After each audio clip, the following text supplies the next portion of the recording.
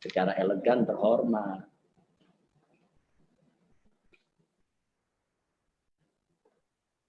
Oh, udah pengacara jaksa udah sepaham, tinggal hakim aja. Ya.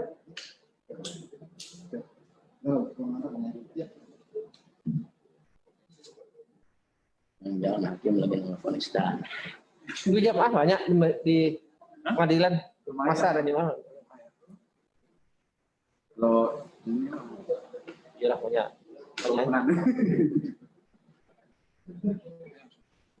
Oh, ada para Ketiri, ada tuh. ada. CS saya Ketiri. Saya. Oman Midan ya? Ya, ada Pak Hendra. Ya teman-teman kita aja Pak Oman Midan.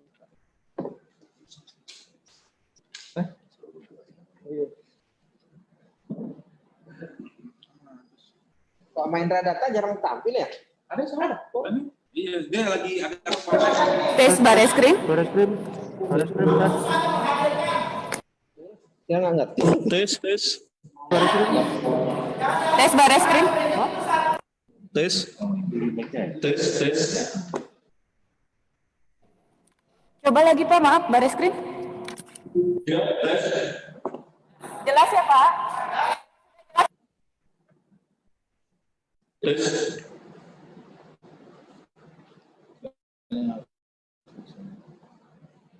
Tes Bareskrim. Pikir kan? Bareskrim. Tes.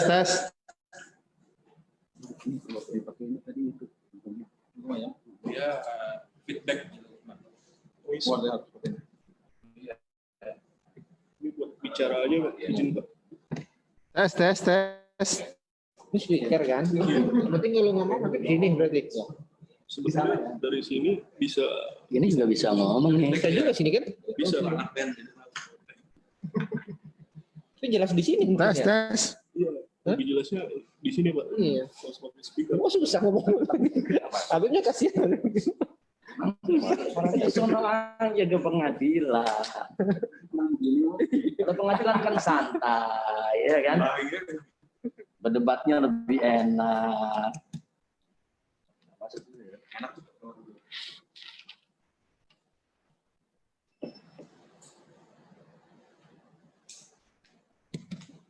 Tes. 1 2 3 3 2 1 tes.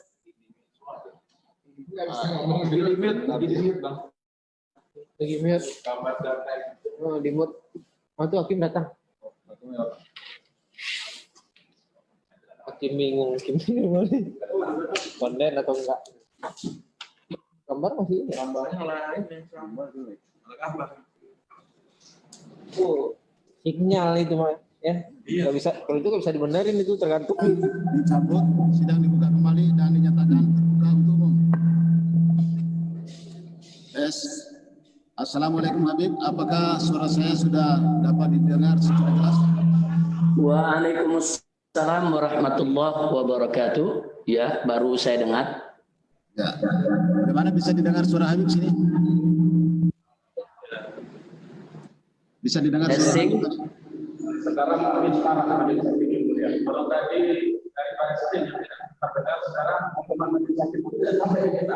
Suara putus-putus majelis hakim. Ini alunya suaranya. Menggema dan putus-putus. Tes. Ada mic-nya tadi.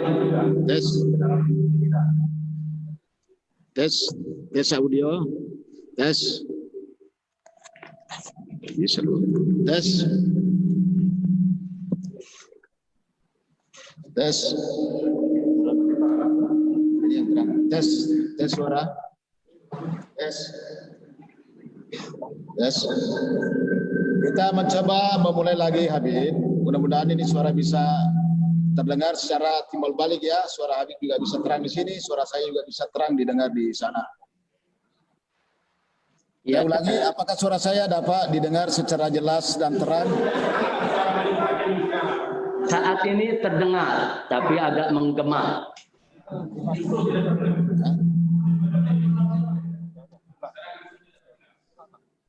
Ya, kita ulangi ya. Terus bergelombang.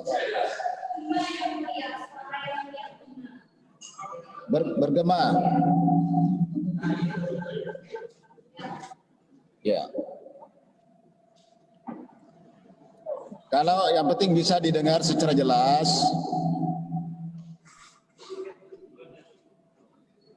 Halo. Ya. Ya, saya dengar. Terdengar Habib ya. Suara majelis hakim saya dengar. Bisa didengar, baik. Alhamdulillah. Kalau begitu bisa kita lanjutkan ya. Nanti petugas akan membenahi ya. Ya. Langsung ngomong.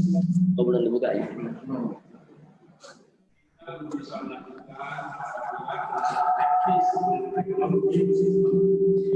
Ya, ya. Kalau memang suara nggak bisa terdengar secara jelas, sidang tidak akan kami lanjutkan.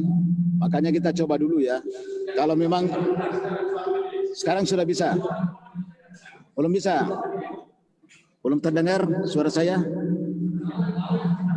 Bisa, saya dengar ya. Jelas ya, itu udah terdengar itu. Ya, baik.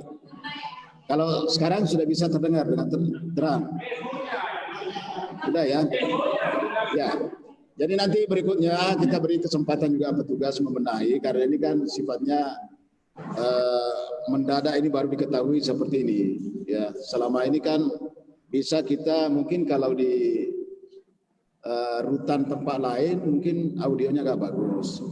Di sana mungkin yang belum bisa bagus nyambung dengan di sini. Karena ini selalu dipakai sidang juga seperti ini. Tapi sekarang suara saya sudah bisa didengar dengan jelas kan? Sudah bisa. Ya.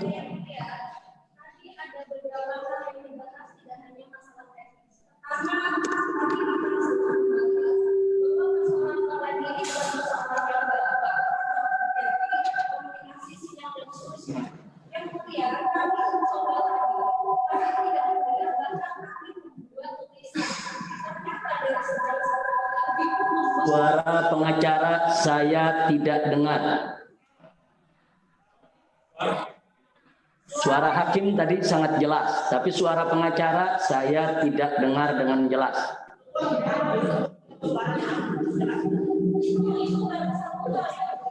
Ada hal lain lagi yang sudah disampaikan dengan saya, bahwa yang kedua, persoalan ruangan bahwa terdakwa harusnya hadir di ruang persidangan.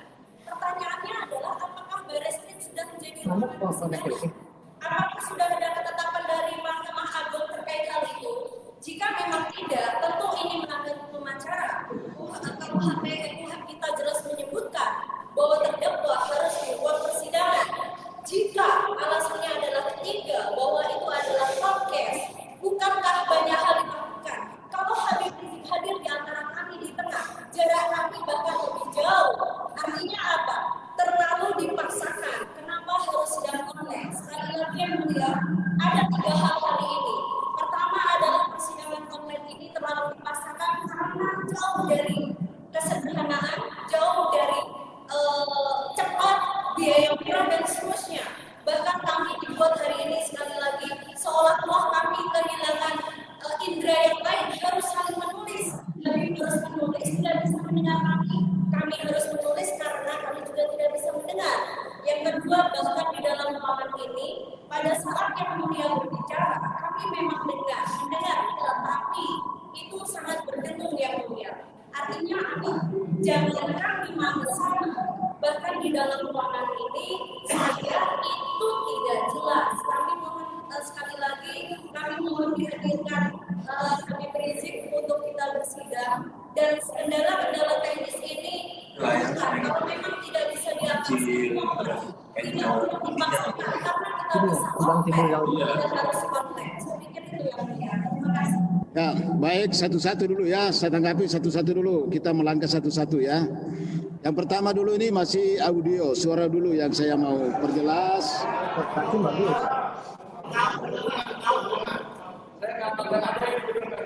Sampai sekarang belum bisa, suaranya belum bisa terdengar. Ya.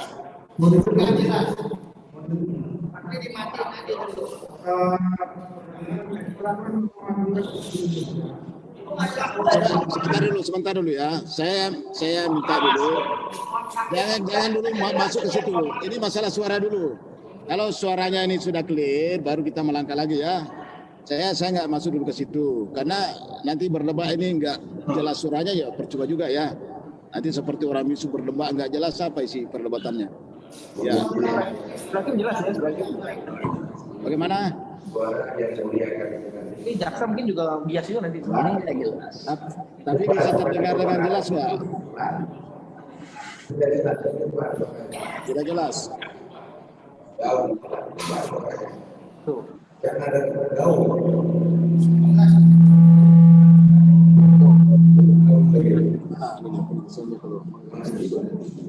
Bisa nggak hari ini atau harus? Ini masalahnya. Balik. Bagaimana? Nanti di sono ngeliatnya benar. Begini aja. Ini kan Dia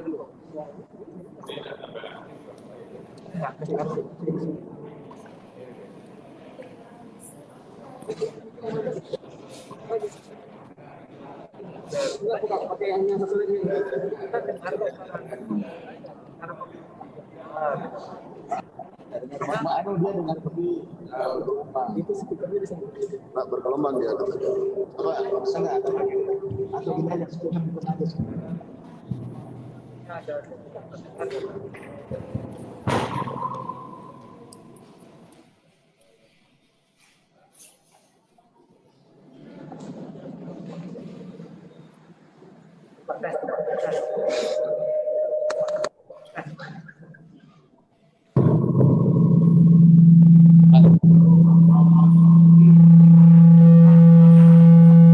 Di sana berarti ada jelas. Ada gaptek dipencet belakang.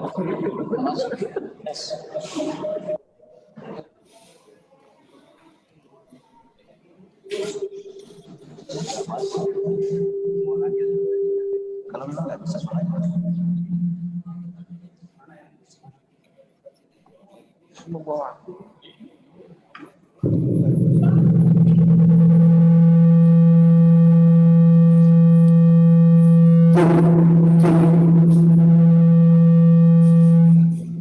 Iya, chatnya masih. Matikan nggak? Yes. Jadi bagaimana, Bang Alex? Ini caranya mau matikan gimana? Ini udah mati nih. Kalau biru udah hidup. Mana saksi nanti tambah susah. Kayak remote.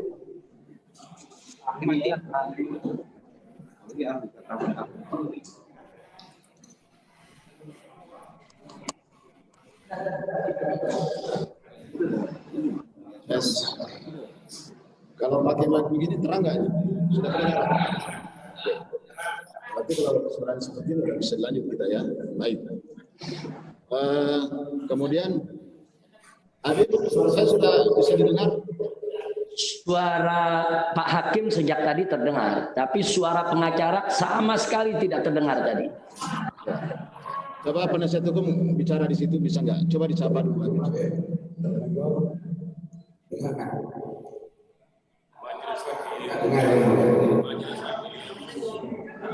Majelis Hakim Tidak terdengar. kalau saudara jaksa Kurang jelas. apakah Terdengar, kurang jelas. kalau di sini kita sudah kenal ya, jadi tapi apakah terdakwa terang ini kepentingan terdakwa mendengarkan surat dakwaan di muka persidangan bukan seperti berikan.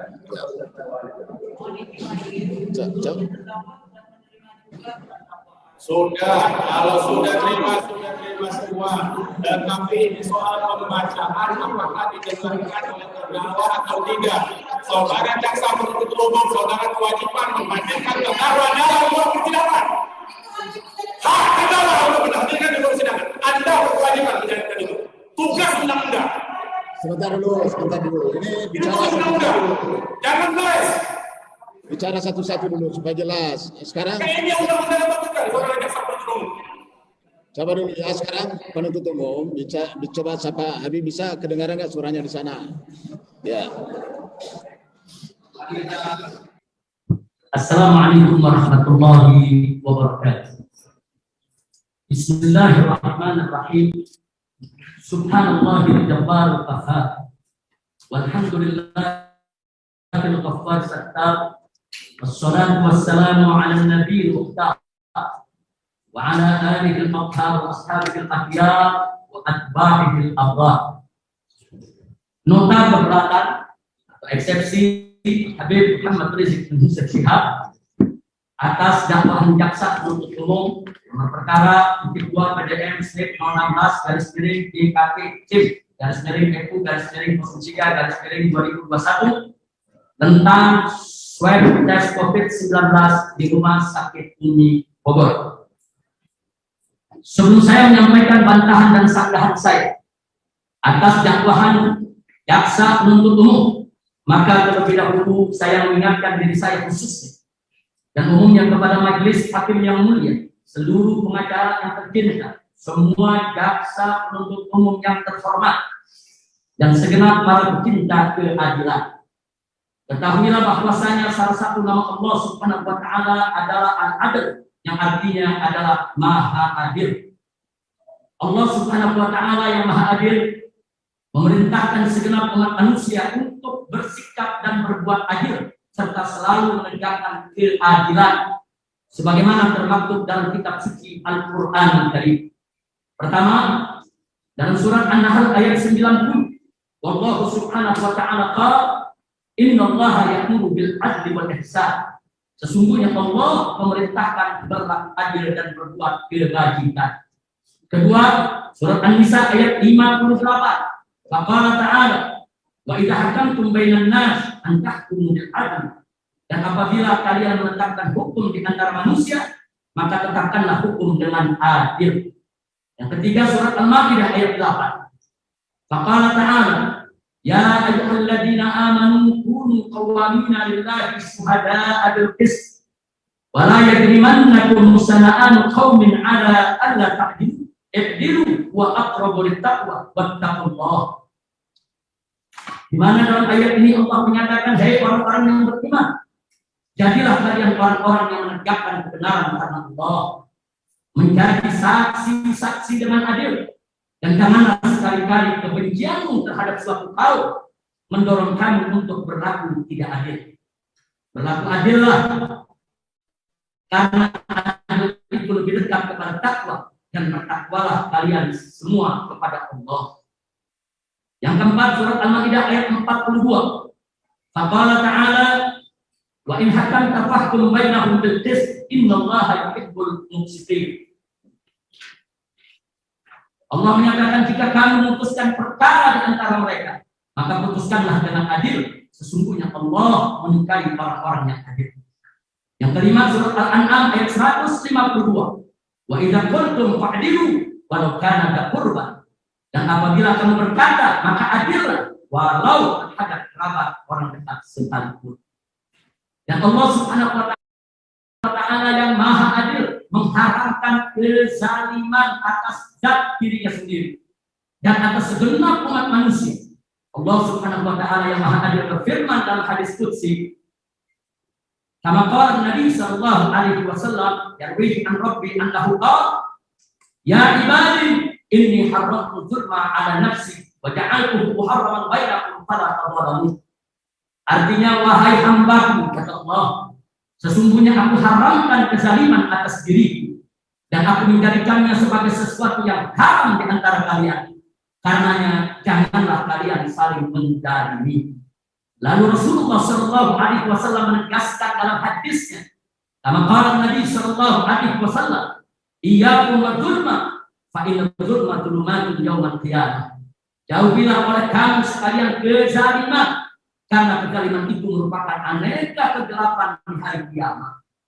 Majelis hakim yang mulia, dalam suatu peristiwa, tatkala ada seorang wanita Quraisy mencuri yang divonis potong tangan oleh Rasulullah SAW sesuai dengan hukum Allah Subhanahu wa ta'ala, maka sejumlah pemuka Quraisy mengutus orang yang dicinta Nabi Sallallahu Alaihi Wasallam yaitu sahabat yang bernama Usama bin Zaid bin Harithah radhiyallahu taala anhu, untuk menemui Nabi Shallallahu Alaihi Wasallam dan memohon dispensasi hukum agar wanita Quraisy sang pencuri tersebut tidak dipotong tangan. Namun Rasulullah Shallallahu Alaihi Wasallam marah seraya berkata, "Ya Usama, atas ta'u fi haddin min hududillah." Hei Usama, adakah kamu ingin memberi maaf atau keringanan atau dispensasi dalam perkara hukum apa yang sudah ditetapkan oleh Allah Subhanahu wa taala? Kemudian Rasulullah Shallallahu Alaihi Wasallam mengumpulkan para sahabatnya radhiyallahu anhum dan beliau bersabda di hadapan para sahabat berkaitan dengan kejadian tadi, di mana beliau mengatakan bahwa qala Nabi Shallallahu Alaihi Wasallam, "Innama halaka man kana qablakum idza saraqa fihi syarif tarakuhu wa idza saraqa fihi mudha'if yuqamu alaihi al-had wa imullah in kana Fatimah bintu Muhammadin saraqat laqattu yadaha." Yang artinya Nabi mengatakan di hadapan para sahabat, sesungguhnya telah binasa umat sebelum kamu lantaran jika di tengah mereka ada seorang yang dianggap mulia terhormat mencuri lalu dia. Tapi jika ada di tengah mereka seorang lemah, wong cilik, rakyat biasa mencuri, maka ditegakkan atas hukum. Kemudian Nabi bersumpah, demi Allah, jika Fatimah putri Muhammad mencuri, niscaya pasti aku akan potong tangannya. Dari hadis sahih ini kita mendapat pelajaran sangat berharga, antara lain satu, betapa pentingnya menegakkan keadilan. Dua, bahwa ketidakadilan hanya akan membawa. Tiga, tidak boleh ada diskriminasi dalam penegakan hukum. Empat, betapa adilnya Nabi kita tercinta Sayyidina Muhammad Sallallahu Alaihi Wasallam. Lima, betapa agungnya dan mulianya kedudukan Sayyidah Fatimah radhiyallahu taala anha sehingga dijadikan contoh utama oleh Nabi alaihi salatu wassalam untuk memberi pesan bahwasanya jangankan wanita Quraisy yang dianggap terhormat, bahkan Fatimah Az-Zahra sekalipun semulia-mulianya wanita, pemimpin wanita semesta alam, kecintaan dan jantung hati Nabi Muhammad Sallallahu Alaihi Wasallam. Namun kalau salah tetap harus dihukum. Jadi jelas, justice for all, keadilan untuk semua manusia. Siapapun manusianya tanpa memandang agama, suku, golongan, budaya, semua manusia wajib diperlakukan dengan adil. Karenanya saya serukan kepada semua yang mengikuti dan menyaksikan sidang pengadilan ini, termasuk majelis hakim yang mulia yang kami hormati, seluruh pengacara saya tercinta, semua jaksa penuntut umum terhormat, dan segenap para pecinta keadilan. Ayo tegakkan keadilan dan lawan kezaliman. Ingat, hari ini kita kumpul di pengadilan dunia, esok kita akan kumpul di pengadilan akhirat. Siapa adil di dunia, selamat di dunia. Siapa zalim di dunia, binasa di dunia dan akhirat. Sekali lagi, ayo tegakkan keadilan dan lawan kezaliman. Selanjutnya, saya masuk ke 1 Romawi dan eksepsi yang sudah saya siapkan. Pendahuluan kepada yang mulia majelis hakim, kepada yang tercinta seluruh pengacara dan advokasi saya, kepada yang terhormat semua jaksa penuntut umum, kepada yang istimewa segenap pecinta keadilan. Setelah saya membaca dan mencermati dari balik jeruji sel rutan Mabes Polri, bahkan mendengar pembacaan dakwaan jaksa penuntut umum dalam sidang ini terkait kasus swab tes COVID-19 di Rumah Sakit Umi, Kota Bogor, maka sebagai pendahuluan saya terlebih dahulu menyampaikan keprihatinan yang mendalam atas dakwaan jaksa penuntut umum yang penuh dengan fitnah dan tuduhan keji terhadap saya dan menantu saya yang bernama Habib Muhammad Hanif Alatas, juga terhadap Direktur Utama Rumah Sakit Umi Dr. Andi Tata. Majelis Hakim yang mulia, pada tanggal 10 November 2020, saya dan keluarga tiba di Bandara Soekarno-Hatta, Cengkareng. Di pintu pesawat, paspor kami dan surat bebas COVID dari otoritas Saudi diambil salah seorang petugas bandara untuk diurus ke imigrasian. Namun, kami tidak bisa mengikuti petugas tersebut karena dari depan pintu pesawat sudah penuh dengan massa penjemput. Dan di dalam gedung bandara yang kami lalui dipadati ribuan massa. Sementara di luar gedung bandara sudah menunggu jutaan massa penjemput. Akibatnya, kami tidak bisa lagi bertemu dengan para petugas bandara. Sehingga kami tidak pernah mendapat penjelasan tentang pandemi dari pihak bandara, baik secara lisan maupun tulisan. Baru satu pekan berikutnya, itu sekitar tanggal, maaf di sini ada perbaikan, tertulis halaman 4 tanggal 16, salah ketik. Sekitar tanggal 17 November 2020.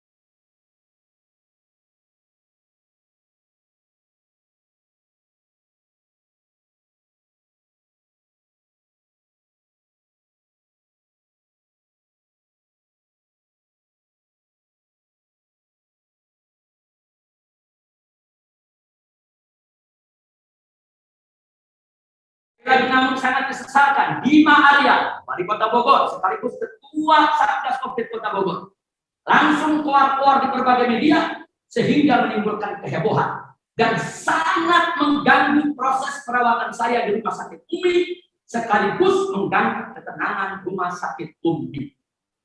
Akibatnya, keesokan harinya pada tanggal 27 November 2020 pagi, Rumah Sakit Umi dibanjiri aneka karangan bunga dari para pengirim yang tidak jelas, berisikan pesan dengan satu frame, yaitu Habib Rizik positif COVID. Padahal siang hari itu saya baru menjalankan tes PCR COVID yang hasilnya ialah lebih akurat daripada tes swab antigen. Lagi pula saat itu tes swab antigen belum diputuskan oleh pemerintah sebagai standar akurat tes COVID. Jadi majelis hakim, karangan-karangan bunga itu bukan bunga untuk menunjukkan duka karena saya sakit atau doa, tidak. Tapi itu karangan bunga teror dari pihak yang tidak jelas, yang dia ingin membentuk framing di masyarakat untuk membuat heboh bahwa Habib Rizik adalah telah terkena positif COVID. Bahkan keluar Bima Arya di berbagai media juga lebih mendorong munculnya berita-berita hoax di medsos tentang kondisi saya. Berbagai berita hoax menyerang saya dalam framing, Habib Rizik kritis akibat COVID, Habib Rizik sekarat diserang COVID, bahkan ada yang membuat berita Habib Rizik mati gara-gara COVID. Jadi ini semua gara-gara keluar yaitu Wali Kota Bogor di media sehingga mengganggu perawatan saya. Padahal kami sudah menyembunyikan yaitu perawatan tersebut. Nah kemudian pada sore hari yang sama, tadi saya sebutkan tanggal 27 November. Saudara, bunga-bunga itu berdatangan pada hari yang sama. Di tanggal 27 itu, Bima Arya kembali keluar di berbagai media akan memaksa saya menjalani tes PCR COVID. Tapi saya tolak. Kenapa? Karena siang hari itu saya sudah mengikuti tes PCR COVID dengan imersi. Jadi tidak mungkin siang hari saya mengikuti tes PCR COVID, kemudian sore harinya Bima Arya ingin memaksa saya tes PCR COVID sekali lagi. Saya tolak bukan karena saya tidak mau dites, tapi karena saya sudah menjalankan tes dengan tim yang berpengalaman secara nasional dan internasional yang berhasil mendirikan Rumah Sakit Indonesia di Gaza, Palestina, yaitu dari tim Mercy.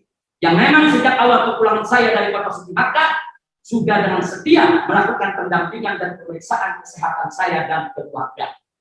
Lalu pada tanggal 28 November 2020, saya memohon izin ke Rumah Sakit Umi untuk pulang dan melanjutkan perawatan di rumah dengan pertimbangan satu, berdasarkan hasil tes laboratorium bahwa kondisi saya semakin hari semakin baik dari sejak masuk Rumah Sakit ini. Dua, adanya teror dan intimidasi dari Bima Arya yang terus-menerus mengganggu sehingga sangat mengganggu perawatan saya sekaligus merusak ketenangan Rumah Sakit Umi. Tiga, Saya punya tim medis pribadi dari tim Mercy yang akan merawat saya di rumah, mengawasi jalannya isolasi mandiri sesuai dengan aturan kesehatan. Sebelum saya keluar dari rumah sakit Umi, ada 2 hal yang saya lakukan. 1, saya membuat surat pernyataan melarang mempublikasikan hasil tes laboratorium maupun hasil tes swab maupun hasil tes PCR tanpa izin saya. Jadi saya bukan melarang orang bertanya tentang hasil tes saya, tapi saya melarang pihak rumah sakit atau dokter untuk mengumumkan tanpa izin saya, kecuali dengan izin saya. Nah, sesuai dengan undang-undang kesehatan, saya sebagai pasien punya hak dilindungi untuk tidak sembarangan pihak manapun menyebarluaskan hasil pemeriksaan tersebut. Dan saya gunakan hak berdasarkan undang-undang kesehatan. 2, saya membuat rekaman testimoni untuk rumah sakit Umi sebagai tanda terima kasih saya atas kerja keras para tenaga medis rumah sakit Umi dalam perawatan saya, sehingga saya merasa sehat walafiat. Karena saat itu saya merasa saya tidak sesak, saya tidak batuk, kemudian saya bisa sholat, saya bisa makan tanpa tantangan. Saya merasa sudah sehat walafiat. Kemudian setelah saya pulang sampai di rumah tanggal 28 itu, esok hari pada tanggal 29 November 2020, saya mendapat kabar dari tim Mercy bahwa hasil tes PCR bahwa saya positif COVID. Nah, tapi dengan catatan dari tim Mercy bahwa positif COVID saya sedang landing, sedang mengarah kepada arah sembuh. Tapi sungguh pun demikian, tim Mercy mengingatkan wajib melanjutkan isolasi mandiri di bawah pengawasan tim Mercy hingga sembuh. Dan saya melanjutkan isolasi di bawah pengawasan tim medis yang sangat berpengalaman. Saya tidak kembali ke rumah sakit karena dirongrong terus oleh wali kota, diganggu. Sehingga kita merasa ada intimidasi, ada teror. Saya nggak paham kenapa saya pasien berobat sendiri dengan biaya sendiri, tapi diteror. Saya nggak ngerti. Saya nggak paham betul-betul prihatin kok kita sedang sakit, bisa sedang merawat diri. Mestinya Bima Arwah itu bersyukur ada warganya yang punya uang sendiri, merawat diri sendiri dalam keadaan sakit, bukan mengganggu. Mestinya Bima Arya itu urus saja masyarakat miskin yang tidak mampu berobat, yang banyak kena COVID. Kenapa harus mengganggu saya yang sedang berobat? Saya sakit, dirawat di rumah sakit oleh dokter yang berpengalaman, dan rumah sakit yang saya datang adalah rumah sakit resmi rujukan COVID Kota Bogor. Artinya saya sudah melakukan hal yang tepat. Saya sakit, saya ke rumah sakit, saya berobat, dan saya siap untuk dirawat di rumah sakit 1 bulan ataupun 2 bulan, terserah bagaimana pandangan dokter. Tapi karena diteror, diintimidasi dengan berbagai macam, yaitu framing, akhirnya saya putuskan untuk pulang ke rumah dan dirawat di rumah oleh tim medis dari Mercy. Saya lanjutkan. Pada tanggal 30 November, ada aksi demo kecil-kecilan berjumlah kurang lebih 20 orang di depan rumah Mutiara Sentul, tempat tinggal saya. Namun anehnya, para pendemo datang bareng bersama polisi, bareng bersama Satgas COVID, bareng bersama wartawan, bahkan dari salah satu televisi nasional. Mereka seperti janjian untuk berdemo, yaitu di tempat tinggal saya. Dan demo hanya berlangsung selama 20 menit saja. Setelah itu para pendemo pulang menuju Palu karena memang mereka bukan warga setempat. Artinya demo itu diduga kuat sebagai rekayasa dari pihak-pihak tertentu untuk mengesankan seolah-olah akibat perawatan saya di rumah sakit ini ada keonaran. Akibat berita yang saya sampaikan ada keonaran. Akibat saya merahasiakan pemeriksaan di rumah sakit ini. Padahal mereka yang keluar-keluar sendiri dan ribut sendiri serta heboh sendiri. Bahkan saya mau sampaikan, kalaupun ada keonaran, bukan saya yang membuat keonaran, tapi wali Kota Bogor yang bukan berinisiatif untuk menemui saya di ruang perawatan, yang tidak pernah berinisiatif untuk menemui saya, langsung tanya apa hasil dari tesnya. Wali Kota Bogor tidak pernah menggunakan wewenangnya. Wali Kota Bogor Bima Arya, beliau sebagai wali kota, beliau sebagai ketua Satgas COVID Kota Bogor, beliau didampingi Kapolres, beliau didampingi oleh Dandim, beliau punya hak untuk masuk setiap ruang perawatan yang ada di rumah sakit ini. Jadi kalau beliau beralasan saya mau ketemu tapi dihalangi, tidak ada yang menghalangi. Kalau dia katakan mantu saya menghalangi, tanggung saya punya mantu. Saya punya mantu bukan menghalangi, hanya memberikan kabar ayah tidak bertemu, ayah sedang istirahat. Tapi kalau Bima Arya menggunakan kekuatannya sebagai wali kota, didampingi dengan Kapolres dan saat itu Dandim, nggak ada yang bisa melarang beliau mencegah dia untuk masuk ke kamar saya. Tapi itu tidak pernah dilakukan oleh Bima Arya. Dia tidak menggunakan wewenangnya. Dia lebih suka keluar-keluar depan media, keluar-keluar depan kamera, keluar-keluar depan wartawan, hanya mempolitisir dan mendramatisir yang saya sedang dirawat. Demikian fakta kejadian perawatan saya di Rumah Sakit Umi, sehingga saya nyatakan di sini tidak benar cerita karangan yaitu jaksa penuntut umum dalam dakwaannya. Jaksa penuntut umum dalam dakwaannya banyak bercerita ngarang bebas, ngarang-ngarang yang saya sendiri tidak pernah alami itu, saya tidak pernah tahu keterangan dari mana. Nanti akan kita bacakan dalam bantahan dan sanggahan kepada setiap dakwaan. Nah, di sini saya ingin tegaskan, satu, bahwa hasil tes swab antigen saya dan istri pada tanggal 23 November adalah reaktif, bukan positif COVID. Dua, bahwa pada bulan November 2020, sekali lagi, pada bulan November 2020, tes swab antigen belum jadi tes standar COVID. Sehingga hasil tes swab antigen pada bulan November 2020 yang saya dapat dari istri saya belum bisa dijadikan dasar untuk memutuskan positif COVID. Tiga, bahwa tes swab antigen baru disahkan sebagai tes standar COVID-19 melalui Surat Keputusan Menteri Kesehatan RI nomor HK-01.07 /Menkes /446/2021 tanggal 8 Februari 2021. Jadi pada saat saya dirawat bulan November, tes swab antigen belum menjadi standar ukur untuk menentukan COVID. Baru pada tanggal 8 Februari 2021 ada keputusan Menteri yang menjadikan tes swab antigen sebagai tes standar COVID. 4.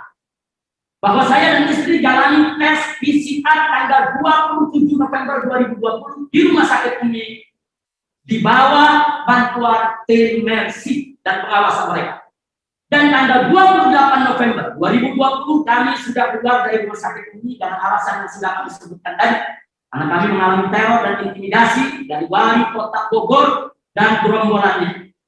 Kemudian pada tanggal 29 November, setelah kami ada di rumah kami di Sentul, kami dapat kabar dari tim Mercy bahwa kami positif COVID, sehingga harus lanjut isolasi mandiri lagi, dan kami pun jalan isolasi mandiri di bawah pengawasan tim Mercy.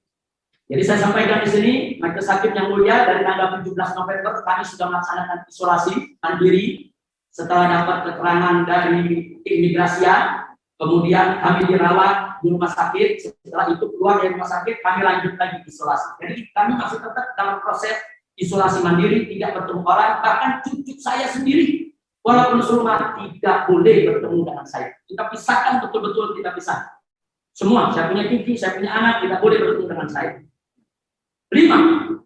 Bahwa pernyataan mantu saya, Habib Muhammad Hanif Al-Attas, pada tanggal 25 November 2020, dan pernyataan Direktur Utama Rumah Sakit Umi pada tanggal 26 November 2020, serta pernyataan saya pada tanggal 28 November 2020, pernyataan ini semua terekam dalam video, semua ini ada dalam berita, bahwa saya baik-baik saja adalah bukan kebohongan untuk orang, sebagaimana difitnahkan oleh jaksa penuntut umum. Di pada saat mantu saya mengatakan saya baik-baik saja, pada saat Direktur Umi mengatakan saya baik-baik saja, pada saat saya mengatakan saya baik-baik saja, kami tidak sedang melakukan kebohongan untuk melakukan kebenaran. Akan tetapi yang kami sampaikan adalah berita benar sesuai dengan dohir yang saya rasakan dan sesuai hasil pemeriksaan rutin setiap hari. Setiap pagi kami diambil darah, setiap pagi kami diperiksa jantung, setiap pagi diperiksa yaitu gula darah kami, setiap pagi suster datang terus memeriksa kami, ada pemeriksaan rutin, sehingga tiap hari kita bisa lihat perkembangan bahwa kondisi kita semakin baik. Dan saya rasa juga kan bahwa saya makin segar, saya makin enak, saya makin sehat. Makanya saya katakan kami baik-baik saja. Jadi di sini saya katakan sekali lagi bahwa pernyataan kami saya baik-baik saja adalah bukan kebohongan benar, akan tetapi berita benar sesuai dengan dohir yang saya rasakan dan sesuai hasil pemeriksaan rutin setiap hari di Rumah Sakit Umi, di mana semakin hari semakin baik dan segar. Lagi pula saat itu belum ada hasil tes PCR, sehingga belum ada satu pihak pun yang bisa memvonis kami positif COVID. Jadi saya di rumah sakit sampai tanggal 28. Saya baru tahu tes COVID hasilnya tanggal 29. Kita sudah pulang ke rumah. Artinya selama kami di rumah sakit, manakala saat kami memberikan pernyataan, belum ada putusan kalau kami menderita positif COVID. Maaf majelis hakim yang mulia, di halaman 6 ini yang dipegang oleh majelis hakim hanya ada 5 poin, tapi di pembaruan kami ada 10 poin. Nanti insya Allah besok pagi para penasehat hukum akan membawakan yang lengkap berikut soft copy, berikut soft copy-nya untuk disampaikan ke majelis hakim yang mulia. Insya Allah malam ini disiapkan agar besok pagi bisa diserahkan dengan perbaikan. Terima kasih majelis hakim. Senin. Hari Senin. Ya, kita mohon izin nanti sama majelis hakim. Baik, kita lanjutkan poin yang 6. Bahwa andai pun, sekarang saya pakai pengandaian, bahwa andai pun, saya garis bawahi, andai pun berarti belum terjadi. Bahwa andai pun saya di rumah sakit ini sudah positif COVID, lalu saya rahasiakan untuk menenangkan kerabat dan sahabat, maka itu pun bukan kebohongan. Sesuai amanat Presiden Jokowi di awal pandemi, rekamannya beredar luas bahwa nama-nama pasien COVID harus dirahasiakan. Itu amanat yang diucapkan oleh Bapak Presiden Jokowi di awal pandemi. Siapapun masyarakat yang terkena COVID, nama-namanya harus dirahasiakan. Tidak boleh diumumkan tanpa izin pasien yang bersangkutan. Dan saya pegang betul akan disampaikan oleh Bapak Presiden dalam soal ini. Nah kemudian, kalau Bapak Presiden sudah mengamanatkan pasien COVID harus dirahasiakan, lalu kenapa justru saya dipaksa untuk mengaku COVID? Padahal saat saya dirawat, saya belum COVID. Andai kata pun sudah COVID, tidak boleh dipaksa untuk mengumumkan. Dilindungi oleh undang-undang kesehatan. Nah kemudian lagi pula, andai pun saya positif COVID, maka justru saya sedang berobat dan sekaligus menjalankan isolasi yang dibantu rumah sakit, dibantu dokter, dibantu perawat, dibantu tim nursing, bukan sedang jalan-jalan di tengah pasar, bukan sedang jalan-jalan di tengah kerumunan. Andai kata pun saya COVID, mestinya dihargai sedang berobat, lagi berobat, saya diikuti petunjuk dokter. Kalau dokter katakan saya nggak boleh pulang 2 tahun, saya nggak bakal pulang 2 tahun untuk penyembuhan. Saya akan ikuti semua arahan dokter yang ada. Karena saya tahu dokter-dokter di rumah sakit Umi adalah dokter-dokter yang berdedikasi. Kemudian saya lanjutkan sekali lagi di sini bahwa artinya saya sakit dan saya berobat itu sudah benar. Itu sudah benar jalan yang saya ambil. Akan tetapi dengan sangat menyesal jalan yang saya ambil tersebut justru mendapat teror dan intimidasi dari seorang wali kota Bogor yang sekaligus merupakan ketua Satgas COVID.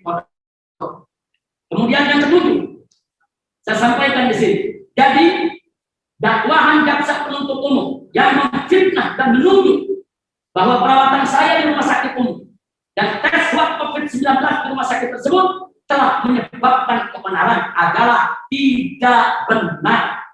Justru yang memancing kebenaran adalah koar wali kota Bogor sekaligus ketua Satgas COVID Kota Bogor Bima Arya. Itulah sebabnya Bima Arya didemo oleh Aliansi Mahasiswa Bogor karena intervensi perawatan saya sebagai pasien di rumah sakit Umi.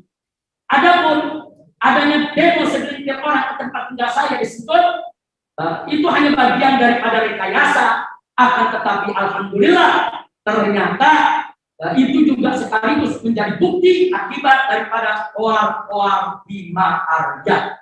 Ini yang ingin saya sampaikan. Soal 2 demo ini disampaikan oleh jaksa penuntut umum sebagai bukti adanya pro kontra di tengah masyarakat. Di sini saya menyatakan alhamdulillah kedua demo tersebut tidak menimbulkan kebenaran, hanya sebatas penyampaian pendapat yang dijamin oleh undang-undang. Ada 2 demo berjalan tertib, menyampaikan pendapat, dilindungi undang-undang. Tidak pantas jaksa penuntut umum menyebut itu sebagai bukti keonaran. Yang ke-8, Bima Arya menuduh saya menghalang-halangi petugas yang kemudian itu diambilkan oleh jaksa penuntut umum. saya dituduh menghalang-halangi petugas, maka itu saya nyatakan